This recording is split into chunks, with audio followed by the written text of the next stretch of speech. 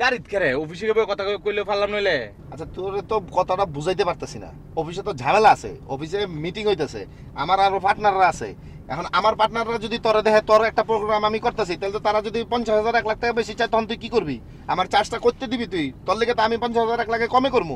এটা তো ঠিক হয়, 2-4-50,000 টাকা তো আমরারই লাভ নাকি? আচ্ছা অসুবিধা নাই।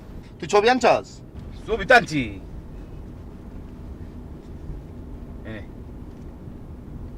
এটা কি আনছস? মোবাইলে আমি ছবি নিমু কেমনে? তোর লেগেই তো একটা চ্যারিটি শো করার দরকার, তুই এটা মোবাইলে ছবি লইছস? ধর বেটা। আরে এটা তুমি ডাউনলোড করে লো, এটা কম্পিউটারে দিয়ে তুমি প্রিন্ট করে লো, তো ওই জায়গা অসুবিধা কি?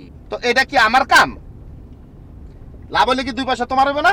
আচ্ছা ঠিক আছে, এখন কবে দিবে তে? এটা কবে লাগাত করবে? এটা অনেক ঝামেলা আছে, পুলিশ আছে, এনএসআই আছে। আরে বেটা এটা কি আমি জেতা মানুষ মাইরা লইতাছি?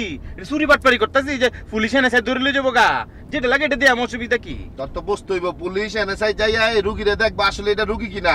আমার নামটা যখন যাইবো তখন তারা ভেরিফাই করবো যে আসলে এটা কি রুগী না আমরা চিটারি বাটপারি করে টাকা উঠাইতেছি মানুষের কাছ থেকে। রুগী না হইলো রুগী বানাইলাম, জক্কার ওষুধ খাওয়া পেট পেট ফসাইলাম, তাও রুগী বানাইলাম, চিন্তা করিস না।